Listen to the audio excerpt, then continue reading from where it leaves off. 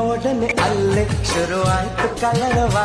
ಪ್ರತಿ ನೆನಪಿನಲ್ಲಿ ಕೂಡ ಎಲ್ಲಿ ಕುವಕುವ.